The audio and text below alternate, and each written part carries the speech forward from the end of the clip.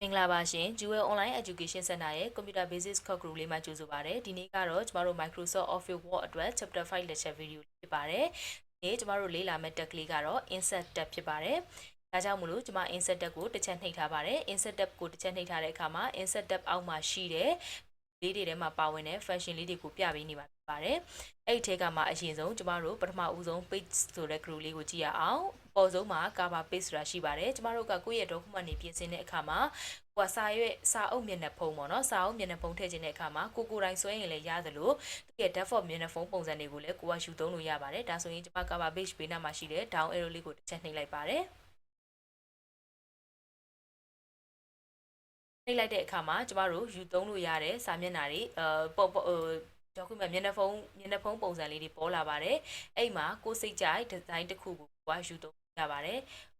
ကျမကဒီမှာဒီဇိုင်းလေးပေါ့နော်ဒီ design လေးကိုရွေးလိုက်တယ်ဆိုရင်ကိုရွေးလိုက်တဲ့ design လေးအတိုင်းသူကဒီမှာကြာလာပြီးမှဖြစ်ပါတယ်ဟုတ်ပြီအဲ့ဒီမှာကိုကစာနေရာတွေပေါ့နော်ဒီနေရာတွေ document တိုက်တဲ့နေရာတွေ document sub တိုက်တဲ့နေရာတွေစာနေရာတွေမှာကိုယ့်ရဲ့စိတ်ကြိုက်ဟာတွေကိုပြရပါတယ်ဥပမာ document တိုက်တယ်ဆိုလို့ရှိရင်ကျွန်မက Microsoft Office ပေါ့နော်so office အဲ့မှာ sub title က Word 2013ပေါ့ Word 2013စသဖြင့်ကိုယ့်ရဲ့ပုံစံပြင်လို့ရတယ်ဒီမှာလည်းကိုရေးချင်တဲ့စာရှိတယ်ဆိုရင်ကိုယ့်ရဲ့စာလေးကိုပြောင်းရေးရမယ်နောက်ဒီနေရာမှာကြတော့သူက Microsoft ကလုပ်တာဖြစ်တဲ့အတွက်ကျွန်မကကြတော့ကိုလုပ်ထားတဲ့ဟာဆိုရင်ကိုယ့်ရဲ့သင်တန်းနာမည်လေးထည့်ခြင်းနဲ့ဆိုရင်ကိုယ့်ရဲ့သင်တန်းနာမည်လေးကိုရိုက်လိုက်ပါတယ်ဒါကျွန်မနမူနာလုပ်ပြခြင်းဖြစ်ပါတယ်နော်စသဖြင့်ကျမတို့ကကိုယ့်ရဲ့ documentation file တွေပြင်ဆင်တဲ့အခါမှာမျက်နှာဖုံး cover ထည့်ခြင်းနဲ့ဆိုရင်ဒီ cover page ကနေပြီးတော့ရှိနေပြီးသား design တစ်မျိုးမျိုးသွားယူပြီးတော့အသုံးပြုလို့ရပါတယ်ကျမတို့အသုံးမပြုချင်တော့ဘူးဆိုလို့ရှိရင် cover page မှာပဲတစ်ချက်သွားနှိပ်ပြီးတော့remove current cover page ဆိုတာကိုနှိပ်လိုက်ရင်ရပါတယ်အဲ့တော့ထည့်ခြင်းရင်ကျမတို့က cover page ဘေးနား down arrow လေးကိုရွေးပြီးထည့်တယ်မထည့်ချင်တော့ဘူးဆိုရင်လည်း cover page ပဲနှိပ်ပြီးတော့ကျမတို့ကအောက်မှာရှိတဲ့ remove cover page ကိုတစ်ချက်သွားနှိပ်လိုက်တယ်ဒါဆိုလို့ရှိရင်ကိုယ့်ရဲ့ cover page ပြန်ပြောက်သွားမှာနောက်တစ်ခုကကြတော့ကျွန်မဒီမှာစာလေးရေးထားလိုက်ပါအောင်မယ်နော်ဟုတ်ပြီဒါဆိုလို့ရှိရင်နောက်တစ်ခုကကြတော့ဗာလဲဆိုရင် blank page ထည့်တာအခုကျမရဲ့ document မှာစာရွက်ကတစ်ရွက်ပဲရှိပါတယ်ဒီမှာ page 1 or 1လို့ပြနေတာဖြစ်တဲ့အတွက်စာရွက်တစ်ရွက်ပဲရှိတယ်ကိုကနောက်ထပ်စာရွက်တစ်ခုထပ်ခေါ်ခြင်းနဲ့ဆိုရင်ကျမတို့က insert tab အောက်မှာရှိတဲ့ blank page ကိုတွားနှိပ်လို့ရပါတယ် blank page ကိုနှိပ်လိုက်တဲ့အခါမှာကိုကစာရွက်နောက်ထပ်အသစ်တစ်ရွက်ထပ်တိုးသွားမှာဖြစ်ပါတယ်အဲ့တော့ကျမတို့ဟိုးအရင်အရှိမသိခဲ့တဲ့ file ရဲ့အောက်မှာရှိတဲ့ new နဲ့သဘောတရားချင်းကွာတယ်ဆိုတာနေရာလေးကိုလုပ်ပြီးဆိုရင်နိုင်ပါတယ် new file အောက်မှာရှိတဲ့ new ကိုနှိပ်တဲ့အခါမှာကျမတို့ကစာအုပ်တစ်အုပ်ကနေတစ်အုပ်ပြောင်းသွားတာပါဒီမှာကျတော့ကိုယ့်ရဲ့ဒီစာအုပ်တစ်အုပ်ထဲမှာပဲစာမျက်နှာတွေကိုတူယူသွားတာပါအဲ့တော့ blank page ကျမတို့က home tab အောက်မှာရှိတဲ့ blank page ကိုနှိပ်နေပြီးတော့ယူသွားလို့ရပါတယ်အခုဒီမှာဆိုရင်ကျမကစာမျက်နှာ6ရွက်ယူထားတယ်ပေါ့နော်ကျမရဲ့ document မှာဟုတ်ပြီဒါက blank page ယူတာပါနောက်တစ်ခုကကြတော့ table ဆိုတာဒီကျမတို့ရဲ့ဒီ documentation ထဲမှာ table တွေထည့်ဖို့လိုအပ်လာတဲ့အခါမှာကျမတို့ကဒီ table ဆိုတဲ့ function လေးကိုသုံးပါတယ် table ကိုတစ်ချက်နှိပ်လိုက်တဲ့အခါမှာသူက insert table ဆိုတဲ့ box လေးကြာလာပါတယ်အဲ့ဒီမှာသူပေးထားတဲ့အကွက်ကလေးတွေက row column လေးတွေကိုကိုစိတ်ကြိုက် row column လေးတွေရွေးပြီးတော့လဲကျမတို့ကထားလို့ရပါတယ်အခုကျမက5 row 5 column ရွေးခြင်းနဲ့ဆိုရင်အလျားလိုက်ကို5 down လိုက်ကိုလည်း5 5တုံးပေါ့နော်ရွေးလိုက်တယ်အပေါ်ဘက်မှာဆိုရင်လည်းသူက5 into 5ဆိုပြီးတော့ပြနေတာဖြစ်ပါတယ်ဟုတ်ပြီဒီလိုရွေးရင်လည်းရဒါဓမ္မ table လောက်လိုက်တာပေါ့ဟုတ်ပြီအဲ့လိုမဟုတ်ဘဲနဲ့ကိုကနောက်တနည်းဘယ်ကနေသွားလို့ရလဲဆိုလို့ insert table ကိုနှိပ်ပြီးသွားလို့ရတယ်အဲ့ table အောက်မှာပဲ insert table ဆိုတာရှိတယ် insert table ကိုနှိပ်လိုက်တဲ့အခါမှာကျမတို့ကသူက box လေးကြာလာတယ်အဲ့ box လေးထဲမှာကိုက column ပဲနဲ့ column လိုချင်တာလဲ row ပဲနဲ့လိုချင်တာလဲဆိုတော့ရွေးပေးရတယ်အခု column 5ခု row 9ခုလိုချင်ကျမက9ခွန်ထားလိုက်တယ်ပေါ့နော်ကိုစိတ်ကြိုက်ဖြစ်ပြီဆိုရင် okay နှိပ်လိုက်တယ်ဒါဆိုရင် column 5ခုနဲ့ row 9ခုရှိတဲ့ table လေးကြာလာမှာဖြစ်ပါတယ်ဟုတ်ပြီဒါကြောင့်ကျမတို့က table create လုပ်ချင်တယ်ဆိုရင်ဒီအပေါ်မှာရှိတဲ့ cell word ကလေးတွေကနေပဲလုပ်လို့ insert table ကနေပဲလုပ်လို့အတူတူပါပဲဟုတ်ပြီဒါဆိုရင်ကျမတို့က table တစ်ခုကို create လုပ်လိုက်ပြီးဆိုတာနဲ့ဘာပေါ်လာလဲဆိုရင်နောက်ဆုံးမှာ design tab နဲ့ layout tab ဆိုတဲ့ tab နှစ်ခုပေါ်လာပါတယ်ပုံမှန်အားဖြင့်ဆိုရင်ကျမတို့က view tab အထိပဲကျမက table ကို select ဝင်မနေဒီမှာကာစာချလိုက်တယ်ဆိုရင်ကျမတို့ဒီ view tab အထိပဲရှိတာဟောကျမက table ပေါ်မှာကာစာသွားချလိုက်ပြီဆိုတာနဲ့ဘာတက်နဲ့ဘာတက်ပေါ်လာလဲဆိုရင် design tab နဲ့ layout tab ပေါ်လာပါတယ်အဲ့တက်နှစ်ခုအောက်မှာဘာ function တွေရှိလဲဆိုရင်ဒီ table နဲ့ပတ်သက်ပြီးတော့လုပ်လို့ရတဲ့ function တွေရှိပါတယ် ဟုတ်ပြီဒါဆိုရင်ကျမတို့အရင်ဆုံး၄ရောက်တက်အောက်ကိုတွားရအောင်ဒီ tab နှစ်ခုကဘယ်အချိန်မှာပဲပေါ်မှာလဲဆိုရင်ကျမတို့ table ကိုဆက်လက်ဝင်နေတဲ့အချိန်မှာပဲပေါ်မှာဖြစ်ပါတယ် table ကိုအခုဆိုရင်ဒါ table မှာဆက်လက်ဝင်မနေပါဘူး table မှာဆက်လက်ဝင်မနေဘူးဆိုတာဘယ်လိုသိလဲဆိုရင်ကျမရဲ့ cursor လေးက table ပေါ်မှာမဟုတ်ပါဘူးတခြားလွတ်တဲ့နေရာမှာချထားတာဖြစ်တဲ့အတွက် table ပေါ်မှာဆက်လက်ဝင်မနေပါဘူးဒါဆိုရင် table နဲ့ပတ်သက်တဲ့ design tab နဲ့ layout tab ပေါ်နေမှာမဟုတ်ပါဘူးကျမက table ပေါ်မှာတွားပြီးတစ်ချက်ဆက်လက်ချလိုက်ပြီဆိုတော့မှ design tab နဲ့ layout tab ကပေါ်နေမှာဖြစ်ပါတယ်ဟုတ်ပြီဒါဆိုလို့ရှိရင်အရင်ဆုံးကျမက select ပေးတာလေးကိုတစ်ချက်ပြောချင်ပါတယ်အခုကျမကပထမဦးဆုံး table ရဲ့ပထမဦးဆုံး column ရဲ့ပထမဦးဆုံး row အကွက်ကလေးမှာကျမကကာစာလေးချထားတယ်ဆိုရင်ဒီနေရာလေးတနေရာအတွက်ပဲ select ဝင်နေတာဖြစ်ပါတယ်ဒါကိုကျမကသိတာထင်ရှားအောင်လို့ shading လေးနဲ့စမ်းပြပါမယ်အခုကျမ shading အဝါရောင်လေးဖြည့်လိုက်ပါတယ်ဒါဆိုလို့ရှိရင်ကျမကာစာချထားတဲ့အကွက်ကလေးမှာပဲကျမထည့်လိုက်တဲ့အဝါရောင်လေးကသွားပြီးတော့ဝင်သွားတာဖြစ်ပါတယ်ဒါဆိုရင်ကျမကဒီ row တစ်ခုလုံးကိုဆက်လက်ပေးခြင်းနဲ့ဆိုရင်ဘယ်လိုလုပ်ကြမလဲအရှိကကျမတို့စာတွေကိုဆက်လက်ပေးသလိုပဲ mouse pointer လေးကိုရှေ့ဆုံးမှာချပြီးတော့ဖိဆွဲသွားရင်လည်းရတယ်လို့ဒါမှမဟုတ်လို့ရှိရင် keyboard မှာရှိတဲ့ shift key ကိုဖိထားပြီးတော့ arrow key လေးတွေနှိပ်နေပြီးတော့ဆက်လက်ပေးသွားရင်လည်းရပါတယ်ဒီလိုအနေထားမျိုးကြတော့မှသာကျမက row တစ်ခုလုံးဆက်လက်ဝင်မှာဖြစ်column တစ်ခုလုံးဆက်လက်ဝင်ခြင်းတော့ကျမတို့က mouse ကနေပြီးတော့ပဲဖိဆွဲ keyboard ကနေပြီးတော့ shift ကိုဖိထားပြီးတော့ down arrow key လေးကိုပဲနှိပ်နေဒီလိုအခြေအနေမျိုးမှာသာကျမတို့က column တစ်ခုလုံးဆက်လက်ဝင်မှာဖြစ်ပါတယ်အဲ့လိုမျိုးမဟုတ်ဘဲနဲ့အကွက်တစ်ကွက်ပေါ်မှာသွားပြီးကာစာချထားတယ်ဆိုရင်အဲ့ကာစာဝင်နေတဲ့အကွက်သားလျင်ကျမတို့ကဆက်လက်ဝင်နေတဲ့ဖြစ်ပါတယ်ဒါဆိုရင် table တစ်ခုလုံးဆက်လက်ပေးခြင်းတဲ့အခါမှာဘယ်လိုပေးမလဲဆိုရင်ကျမတို့ table ရဲ့ထိပ်ဆုံးမှာ4000အပေါင်းလက္ခဏာပုံစံနဲ့4000တုံးလေးရှိပါတယ်အဲ့4000တုံးလေးပေါ်ကို mouse pointer ကိုရောက်အောင်သွားတင်ပါ mouse pointer ရောက်သွားပြီဆိုရင်ကျမတို့တစ်ချက် click လိုက်ပါ click လိုက်တယ်ဆိုရင် table တစ်ခုလုံးဆက်လက်ဝင်သွားမှာဖြစ်ပါတယ်ဟုတ်ပြီနော်ဒီလိုပုံစံနဲ့ကျမတို့က select ပေးလို့ရပါတယ်ဆက်လက်ပေးတာကစားတွေပဲဖြစ်ဖြစ် table ပဲဖြစ်ဖြစ်ပုံပဲဖြစ်ဖြစ်သူတို့နဲ့ပတ်သက်တဲ့ပြုပြင်လုပ်ချင်တဲ့အခါမှာဆက်လက်ပေးတာကအရေးပါပါတယ်ဟုတ်ပြီဒါဆိုရင်ကျမတို့layout tab အောက်ကိုကြည့်ရအောင်layout tab အောက်မှာဘာရှိလဲဆိုရင်ကျမတို့ကအရင်ဆုံး row and column ကိုကြည့်ရအောင် insert a verb ရှိတယ် insert value ရှိတယ် insert left insert right စသဖြင့်ရှိတယ်နောက်ပြီးတော့ delete ရှိတယ်ပေါ့နော်ဒါဆိုရင် insert ဆိုတာဘာလဲဆိုရင်ကျမတို့ထည့်တာထည့်တာပေါ့နော်ကိုကပထမဦးဆုံးတော့ row 5 column 5နဲ့စောက်ထားတယ်ဒါပေမဲ့ကိုကလိုအပ်လို့ column ထည့်ထည့်ခြင်းနဲ့လိုအပ်လို့ row ထည့်ထည့်ခြင်းနဲ့အဲ့ဒီအခါမျိုးမှာကျမတို့ insert တွေကိုအသုံးပြုတာပေါ့နော်အဲ့ထည့်ထည့်တဲ့အခါမှာကိုကအပေါ်မှာထည့်ခြင်းတာလားအောက်မှာထည့်ခြင်းတာလားcolumn ဆိုရင်လည်းဘယ်ဘက်မှာထည့်ခြင်းတာလားညာဘက်မှာထည့်ခြင်းတာလားစသဖြင့်ကျမတို့ရွေးချယ်လို့ရပါတယ်ဒါဆိုရင်ကျမကတိတာထင်ရှားအောင်လို့နံပါတ်ကလေးတွေတက်လိုက်မယ်ပေါ့နော်1 2 3 4 5 6 7ဆိုတော့ဒါဆိုရင်ကျမကအခုနံပါတ်2အကွက်ပေါ်မှာကျမကကာစာချထားတယ်အဲ့ဒီအချိန်မှာကျမက insert below ကိုနှိပ်လိုက်တယ်ဆိုရင်ဘာဖြစ်လဲဆိုရင်အဲ့ဒီကျမကာစာချထားတဲ့အကွက်ရဲ့အပေါ်မှာ row တစ်ခုထပ်ထွက်လာပါတယ်ဟုတ်ပြီနံပါတ်2မှာပဲကျမကကာစာချထားတဲ့ insert below လို့နှိပ်လိုက်တဲ့အခါမှာကျမကာစာချထားတဲ့အကွက်ရဲ့အောက်မှာ row တစ်ခုထပ်တိုးသွားမှာဖြစ်ပါတယ်ဒါက row တိုးတာပါဟုတ်ပြီ column တိုးချင်တာဆိုလို့ရှိရင် column တိုးချင်တာဆိုရင် column တိုးတာကိုသိတာဖို့အတွက်ကျမဒီမှာ data လေးနည်းနည်းဖြည့်လိုက်ပါမယ်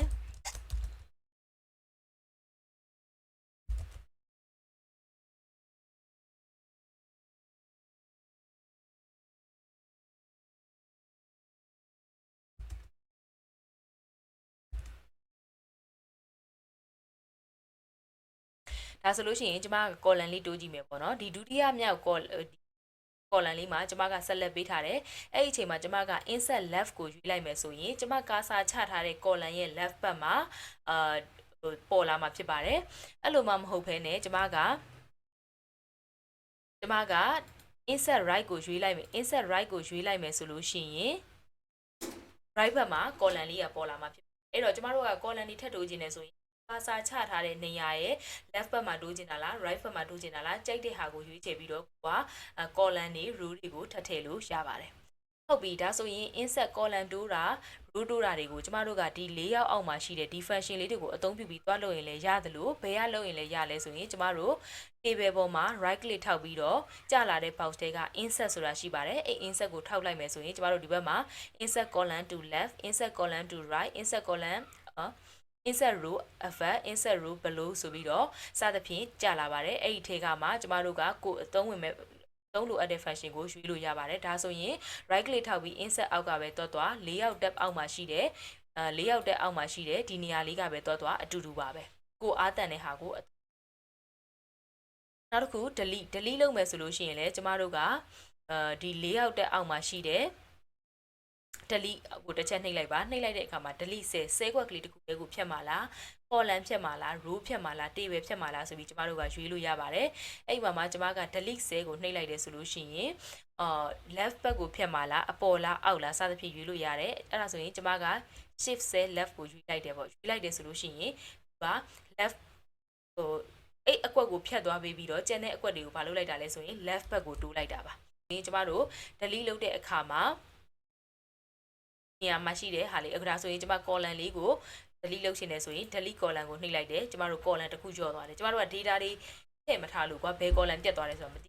ဘူးကျမဒါဆိုရင် column လေးပေါ်မှာ select ထောက်ထားမယ်ဒါအောင်လို့เนาะ delete ကိုတစ်ချက်နှိပ်လိုက်မယ် delete column ကိုနှိပ်လိုက်တယ်ဆိုရင်ကျမတို့မောင်တို့အောင်တို့မတို့ရေးထားတဲ့ column ပြတ်သွားမှာဖြစ်ပါတယ်အဒီကနောက်တစ်မျိုးပြောရရင်ကျမတို့ကာစာချထားတဲ့ column လေးပြတ်သွားတာဖြစ်ပါတယ်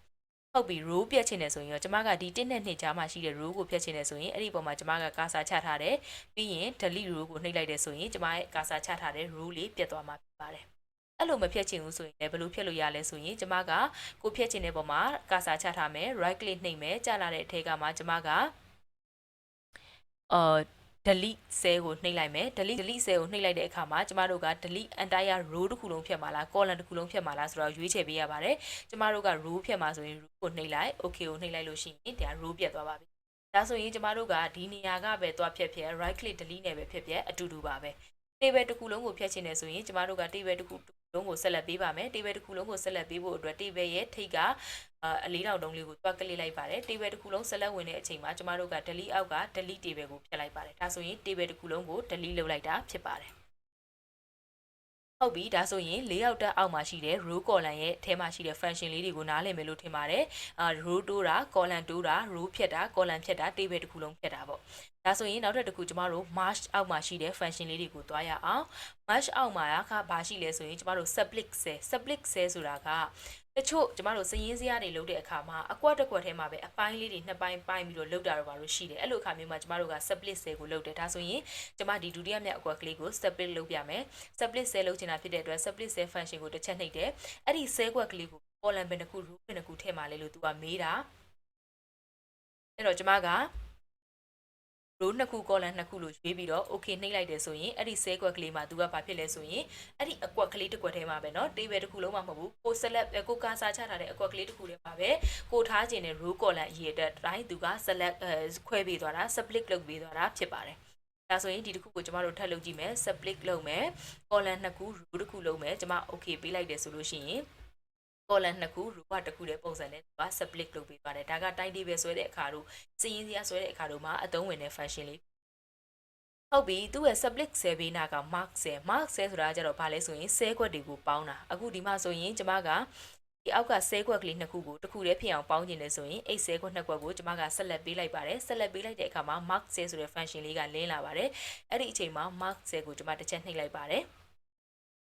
နှိပ်လိုက်တဲ့အချိန်မှာကျမရဲ့ function လေးကကျမရဲ့ cell ကွက်ကလေးကတစ်ကွက်တည်းပေါင်းသွားပြီဖြစ်ပါတယ်ဟုတ်ပြီဒါဆိုရင်ကျမကဒီနှစ်ခုပေါ့နော်ဒီနှစ်ခုကိုကျမကတစ်ခွက်တည်းပေါင်းကျင်တယ်ဆိုရင်အဲ့ဆဲခွက်နှစ်ခွက်ကိုဆက်လက်ပေးလိုက်တယ် mask ဆဲကိုနှိပ်လိုက်တယ်ဆိုရင်သူတို့နှစ်ခုကအကွက်တစ်ခွက်တည်းအနေနဲ့ဖြစ်သွားပြီဟုတ်ပြီဒါဆိုရင်ကျမတို့ split ဆဲရပြီ mark ဆဲရပြီဆိုရင်နောက်တစ်ခုကဘာလဲဆိုရင် split table ဆိုတာဒီကိုကအစတုန်းကတော့ table တစ်ခုတည်းအနေနဲ့ create လုပ်ထားတယ်နောက်ပိုင်းကျတော့ကျမတို့က table တစ်ခုတည်းကိုနှစ်ခုခွဲထုတ်ခြင်းတယ်ပေါ့အဲ့လိုအခြေအနေမျိုးမှာဆိုရင်ကျမတို့က split table function ကိုသုံးပါတယ်အခုကျမကnumber 4ဆိုတဲ့ဒီဘူးလေးမှာကျမကကာစာချထားပါတယ်အဲ့ဒီအချိန်မှာကျမက split table ကိုနှိပ်လိုက်ပါတယ်နှိပ်လိုက်တဲ့အခါမှာကျမကာစာချထားတဲ့ row ကနေစပြီးတော့အောက်ကဟာတွေအကုန်က table တစ်ခုသူ့အပေါ်ကဟာတွေက table တစ်ခုအနေနဲ့ table နှစ်ခုခွဲပေးလိုက်တာဖြစ်ပါတယ်ဟုတ်ပြီကျမတို့က table တစ်ခုတည်းစောက်ထားပြီးတော့ table နှစ်ခုခွဲထုတ်ခြင်းတဲ့အခါမှာ split table function ကိုအသုံးပြုပါဆိုလို့ရှိရင်ကျမတို့ကဒီ column တွေရဲ့ height တွေ width တွေကိုဒီညာနဲ့တွားပြီးတော့အချင်းအကျယ်လုပ်လို့ရတယ်တစ်ခွက်ချင်းစီကိုလုပ်လို့ရတယ်လို့ကျမတို့ဆက်လက်ပေးပြီးတော့လည်းအကုန်လုံးကိုညှိတဲ့သဘောမျိုးနဲ့လုပ်ရင်လည်းရပါတယ်နောက်တစ်ခုကကြတော့ကျမတို့ column ရဲ့အချင်းအကျယ်တွေပေါ့နော် column ရဲ့အချင်းအကျယ်တွေလုပ်တဲ့အခါမှာဒီနေရာသွားလုပ်လို့ရတယ် width ကိုအတိုးအလျော့သွားလုပ်လို့ရပါတယ်ဟု ဟုတ်ပြီဒါဆိုလို့ရှိရင်ကျမတို့ကဒီအားနဲ့တွားပြီးတော့မလုပ်ချင်ဘူး mouse ကနေတွားပြီးလုပ်ချင်တယ်ဆိုလို့ရှိရင်ဘယ်လိုလုပ်ရလဲဆိုတာလေးကိုတစ်ချက်ကြည့်ရအောင်เนาะကျမတို့က mouse ကနေတွားပြီးအကျဉ်းအကျယ်ဒီ row ကိုအကျဉ်းအကျယ်လုပ်ချင်တယ်ဆိုရင်ကိုလုပ်ချင်တဲ့ row ရဲ့မြင်းလိုင်းပေါ်မှာ mouse pointer လေးကိုတွားတင်လိုက်ပါတင်လိုက်တဲ့အချိန်မှာအပေါ်အောက်မြားလေးနဲ့ sound ball လေးပြပါတယ်အဲ့ဒီအချိန်မှာကျမတို့က left click လေးကိုဖိပြီးတော့ကိုလိုချင်တဲ့အကွာဝေးထိဆွဲသွားပါရောက်ပြီဆိုရင်လွှတ်လိုက်ပါဒီလိုပုံစံနဲ့အကျဉ်းအကျယ်လုပ်လို့ရတယ် column လေးဆိုရင်လည်းအဲ့လိုပဲကိုအကျဉ်းကျယ်လုပ်ချင်တဲ့ column ရဲ့မြင်းချောင်းပေါ်မှာတွားပြီးတော့ mouse pointer ကိုတင်နဲ့ဖိပြီးတော့ကိုလိုသလိုအကျဉ်းအကျယ်လုပ်သွားလို့ရပါတယ်ဒီလိုနီးလန်းနဲ့လုပ်လို့ရသလို၄ရောက်အောက်မှာရှိတဲ့ height တို့ width တို့ကနေလည်းတွားပြီးအတိုးအလျှော့လုပ်လို့ရပါတယ် distributed row distributed column ဆိုတာကအခုကျွန်မ distributed row ကိုတစ်ချက်နှိပ်လိုက်တယ်ဆိုရင်ကျွန်မရဲ့ table မှာရှိနေတဲ့ row အားလုံးကအကွာအဝေးတူတူဖြစ်သွားပါတယ် distributed column ကိုနှိပ်လိုက်တယ်ဆိုရင်ကျွန်မရဲ့ table မှာရှိနေတဲ့ column အားလုံးကအကွာအဝေးအတူတူဖြစ်သွားပါတယ်ကိုကအဲ့လိုမျိုးအကွာအဝေးအတူတူပြန်ပြီးတော့ထားခြင်းတဲ့အခါမှာ distributed row distributed column ကိုအသုံးဟုတ်ပြီဒါဆိုလို့ရှိရင်ကျမတို့ alignment လေးကိုသွားအောင်เนาะ alignment သွားဖို့အတွက်ကျမဒီ cell code ကလေးကိုနည်းကြည့်ပြီးတော့ကျမစကလုံးလေးတစ်ခုရေးထားတယ်။ဒါဆိုရင်လက်ရှိမှာဒီစကလုံးလေးကဘလို့ပုံစံပေါ်နေတာလဲဆိုရင်ဘယ်ဘက်ထောက်အပေါ်မှာကပ်ပြီးပေါ်နေတာ။သူ့ဘေးနားကတစ်ခုကိုလိုက်မယ်ဆိုရင်ဘယ်ဘက်sorry အပေါ်ရဲ့အလယ်မှာပေါ်နေတာ။နောက်ဆုံးတစ်ခုကိုရွေးလိုက်မယ်ဆိုရင်အပေါ်ရဲ့ညာဘက်ထောက်မှာကပ်ပေါ်နေတာ။ဒါဆိုဒုတိယအတန်းကပထမတစ်ခုကိုရွေးမယ်ဆိုရင်အလယ်ရဲ့ဘယ်ဘက်ထောက်မှာပေါ်တာ။ဒီအမြောက်တစ်ခုက center ရဲ့ center မှာပေါ်တာ။နောက်တစ်ခုကcenter ရဲ့ right ဘက်မှာကပ်ပေါ်တာ။ဟုတ်ပြီဒါကနောက်တစ်ခုကကြတော့အောက်ဆုံးရဲ့ left အောက်ဆုံးရဲ့အလဲအောက်ဆုံးရဲ့ right ဟုတ်ပြီဒါဆိုရင်ကိုက table ထဲမှာရေးတဲ့စာတွေကိုကိုကဘလို့အနေထားကျင်တာလဲကိုကကို alignment ချိန်လို့ရပါတယ်အလဲမှာထားကျင်တာဆိုရင်တော့ကျမတို့သုံးခုတည်းကဒီတတိယဒုတိယတစ်ခုရဲ့အလဲလေးကိုရွေးလိုက်ရင်ကိုယ့်ရဲ့စာလေးတွေကဆဲကွက်ရဲ့အလဲမှာသွားပေါ်နေမှာဖြစ်ပါတယ်နောက်တစ်ခုကကြတော့ test direction ကကြတော့ကျမတို့ကိုယ့်ရဲ့ direction ကိုဒီလိုမျိုးအခုပေါ်နေသလိုပေါ့နော်အပေါ်အောက်ပုံစံပေါ်ကျင်တာလားဒါမှမဟုတ်လို့ရှိရင်ပေါ်ကျင်တာလားပုံမှန်အတိုင်းပဲပေါ်ကျင်တာလားဆိုတဲ့ test direction တွေကိုညှိရပါတယ်အခုကျမတို့ time table တွေဆွဲတယ်ဆိုလို့ရှိရင်ကျမတို့အကြောင်းတက်တုံးကဆိုရင်အခြေမှာ1 2 3 4 4ချိန်အလဲက lunch time နောက်ကကျန်တဲ့အချိန်တွေဆိုရင် lunch time ကိုကျမတို့ကအကွက်အကြီးမသုံးချင်တဲ့အခါကျတော့ calendar ပြက်ကလေးပေးတယ်လေအဲ့လိုနေရာမျိုးလေးတွေမှာဆိုရင်ကျမတို့ကဒီဒါတွေကအသုံးဝင်နေပေါ့နော်နောက်တစ်ခုကကြတော့ cell margin cell ကိုလည်းကျမတို့က document တွေကို margin သတ်မှတ်သလိုသူ့ကိုလည်း margin သတ်မှတ်လို့ရတယ် cell ကအပေါ်အောက်ဘေးဘက်တွေကို margin သတ်မှတ်လို့ရပါတယ်ကိုလိုအပ်ခဲ့တယ်ဆိုရင်ပေါ့နော်ဟုတ်ပြီဒါကတော့ကျမတို့ alignment group အောက်မှာရှိတဲ့ function လေးတွေကိုပြောသွားခြင်းဖြစ်ပါတယ်နောက်တစ်ခုကကြတော့ကျမတို့ design တက်အောက်ကိုသွားရအောင် design တက်အောက်မှာကြတော့ဘာတွေရှိလဲဆိုရင်ကျမတို့ကကိုယ့်ရဲ့ table ကိုဘယ်လိုပုံစံလေးနဲ့ပေါ်ကျင်တာလဲသူ့မှာပါတဲ့ default ပါဝင်တဲ့ပုံစံလေးတွေရှိပါတယ်ကိုကြိုက်တဲ့ပုံစံလေးကိုရွေးပြီးတော့ကိုကအသုံးပြုလို့ရပါတယ်ကိုကြိုက်တဲ့ color ကိုကြိုက်တဲ့ပုံစံလေးကိုရွေးပြီးတော့အသုံးပြုလို့ရပါတယ်အသုံးမပြုဘယ်ဟာမှမသုံးကျင်တော့ဘူးဆိုလို့ရှိရင်တော့ကျမတို့က clear လုပ်လိုက်မယ်ပေါ့နော်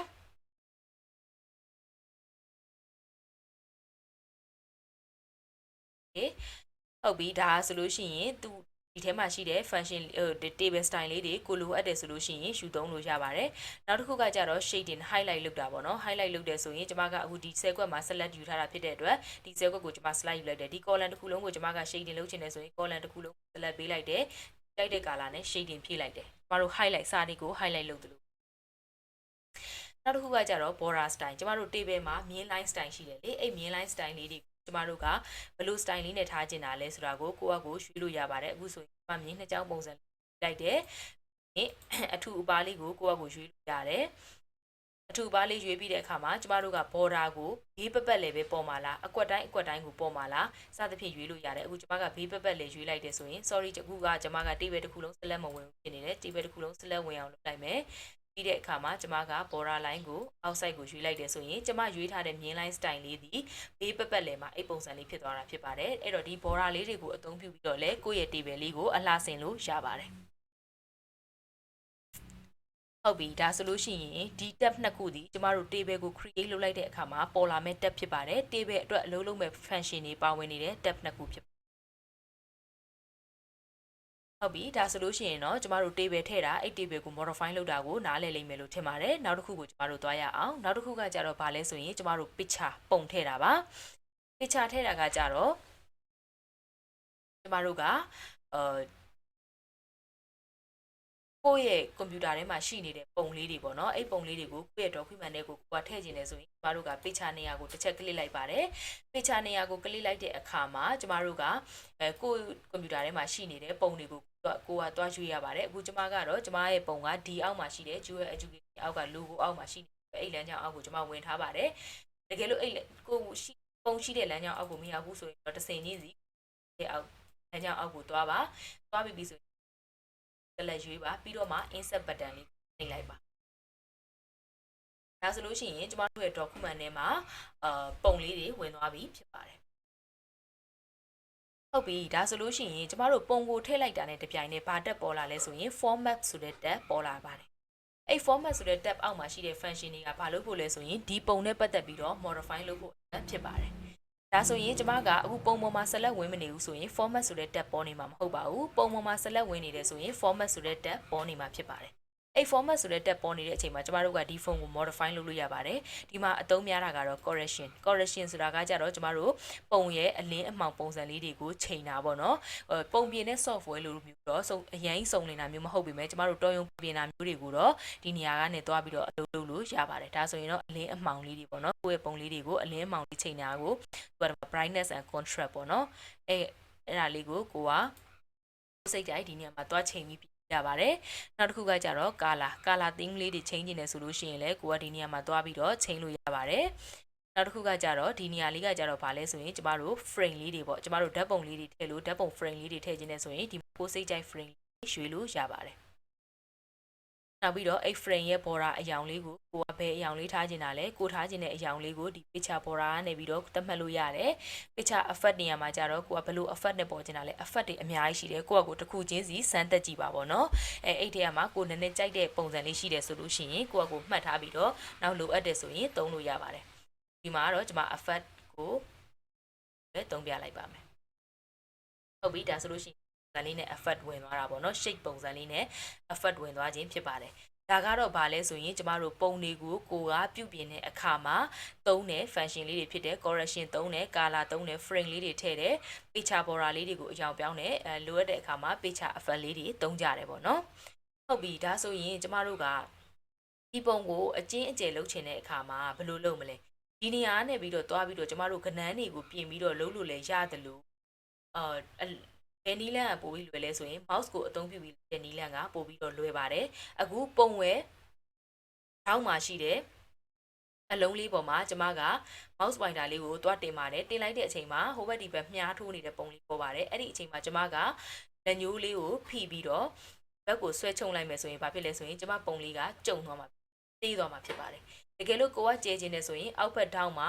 မြားလေးပေါ်အောင် mouse pointer လေးကိုတင်လိုက်ပါပေါ်ပြီးဆိုရင်လက်ညိုးလေးကိုဆွဲလိုက်ပါဒါဆိုလို့ရှိရင်ကျမရဲ့ပုံလေးကကြီးတော့ဒါကကျမကအလှရကိုကောအနံကိုကောအတူတကွာကျမကအကြီးသေးတာပါတကယ်လို့အဲ့လိုမဟုတ်ဘူးကိုကဘေးဘက်ပဲကားကျင်တာဆိုရင်အလဲမှာရှိတဲ့အ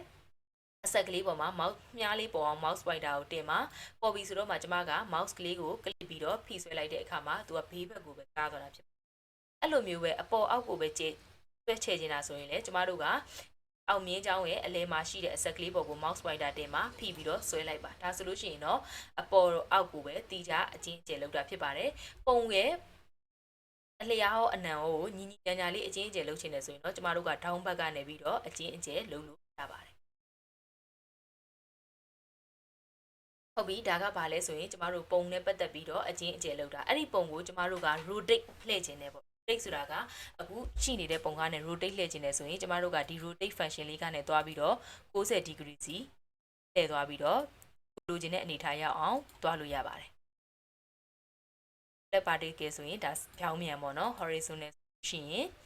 ဟိုဘက်ကိုဖြောင်းမြန်ပေါ့ဒါမျိုးလေးနဲ့ကျမတို့ရဲ့ပုံလေးတွေကျမတို့က rotate လုပ်လို့ရတယ်နောက်တစ်ခုကဘယ်လို rotate လုပ်လို့ရလဲဆိုရင်ထိတ်မှရှိတဲ့မြားအကွေးလေးပေါ်မှာသွားထောက်ပြီးတော့ကျမတို့က mouse နဲ့ rotate လုပ်သွားရင်လည်းရပါတယ်ကိုက mouse ကိုကျွမ်းကျွမ်းကျင်ကျင်ပိုင်ပိုင်နိုင်နိုင်ကန်နိုင်တယ်ဆိုလို့ရှိရင် mouse ကနေသွားပြီးတော့ rotate လုပ်မယ်ဆိုရင်ပုံကို rotate လုပ်လို့ရပါတယ်ဟုတ်ပြီဒါကပုံကိုအချင်းအကျယ်လောက်တာနဲ့ကျမတို့ rotate လုပ်တဲ့ function လေးကိုပြောပြပေးသွားတာဖြစ်ပါတယ်နောက်တစ်ခုကကြတော့ဘာလဲဆိုရင် position နဲ့ web tag ဆိုတဲ့ function လေးပါဒီနှစ်ခု function နှစ်ခုကဘယ်နေရာမှာအသုံးပြုလဲဆိုရင်ကျမတို့ကပုံနေနဲ့စာတွေနဲ့တွဲပြီးတော့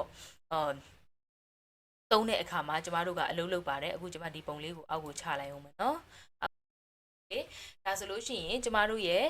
ပုံနဲ့စာကဘလို့ပေါ်နေတာလဲဆိုလို့ရှိရင်ဒီနေရာမှာကျမကဘေးဘက်မှာရွေးထားလို့ဖြစ်တာအလဲကိုရွေးလိုက်မယ်ဆိုရင်ကျမတို့ရဲ့ပုံလေးကစာရဲ့အလဲမှာပေါ်နေမှာဖြစ်ပါတယ်နောက်တစ်ခုကဒီညာဘက်ထောင်ကိုရွေးလိုက်မယ်ဆိုရင်ပုံနဲ့စာပုံကညာဘက်ထောင်ကိုကပ်ပြီးတော့သူ့ဘေးနားမှာစာပေါ်နေမှာဖြစ်ပါတယ်ကိုကပုံနဲ့စာနဲ့ကိုဘလို့ position နဲ့နေရာချခြင်းတာလဲကိုနေရာချခြင်းတဲ့ position ကိုဒီမှာရွေးလို့ရပါတယ် what tabs ဒီလည်းအတူတူပါပဲကျမတို့ဒီ what tabs မှာဆိုရင်လည်းwhat tabs အောက်မှာရှိတဲ့ function တွေကလည်းပုံနဲ့စာနဲ့ကိုနေရာချတဲ့အခါမှာအသုံးပြုတဲ့ function တွေပါပဲကိုက function တွေတစ်ခုချင်းစီကိုရွေးကြည့်ပါဘယ် function လေးဆိုရင်တော့ဘလို့ပေါ်လဲဆိုတာကိုမြင်သာအောင်လို့ကိုကကြည့်ကြည့် square ဆိုလို့ရှိရင်တော့ဘယ်ဘက်တောင်မှာပေါ်တာနောက်တစ်ခုက top and bottom ရှင်ရင်ပုံကအပေါ်မှာပေါ်ပြီးတော့စာအောက်မှာပေါ်တာဒီလိုပုံစံလေးနေပေါ့နော်အဲ့တော့ဒီ position နဲ့ what tab ဆိုတဲ့ဟာနှစ်ခုကဘယ်နေရာမှာသုံးလဲဆိုရင်ကျမတို့ပုံနေနဲ့စာတွေနဲ့တွဲပြီးကိုယ့်ရဲ့ document မှာပါတဲ့အခါမှာဘယ်လိုနေရာချခြင်းတာလဲပုံကိုစာရဲ့ဘယ်နားမှာရှိခြင်းတာလဲစာကိုပုံရဲ့ဘယ်လိုနေရာမှာပေါ်ခြင်းတာလဲအဲ့လိုဟာမျိုးတွေအလုပ်လုပ်ခြင်းတဲ့အခါမှာကျမတို့ position တို့ what tab တို့အောက်မှာရှိတဲ့ function လေးတွေကိုအသုံးပြုပြီးတော့အလုပ်လုပ်ပါတယ်ဟုတ်ပြီဒါဆိုလို့ရှိရင်တော့ဒီနေ့ကျမတို့ဒီ insert အောက်မှာရှိတဲ့cover page blank page table နဲ့ picture အကြောင်းကိုကျမတို့ဆွေးနွေးသွားတာဖြစ်ပါတယ်။နောက်ထပ်ဗီဒီယိုကြမှာကျမတို့ကျန်တဲ့ function လေးတွေကိုဆက်ပြီးတော့ဆွေးနွေးသွားပါမယ်။ဒီနေ့ဒီဗီဒီယိုလေးကနည်းနည်းအလုပ်လုပ်ရတဲ့ function လေးတွေများတာဖြစ်တဲ့အတွက်သေချာလေးလေ့လာပါတစ်ခုချင်းလေ့လာပြီးတော့လိုက်စမ်းကြည့်ပါတစ်ခုကိုကျင့်ညက်ပြီးဆိုတော့မှနောက်တစ်ခုကိုတက်ပါလို့ကျမအကြံပေးခြင်းပါတယ်ဒီဗီဒီယိုကျင့်ညက်ပြီးဆိုတော့မှနောက်ထပ်ဗီဒီယိုလေ့လာပါအဆုံးထိလေ့လာပေးတဲ့အတွက်ကျေးဇူးတင်ပါတယ်နောက်ထပ်ဗီဒီယိုမှာပြန်ပြီးတော့ဆုံတွေ့ကြပါမယ်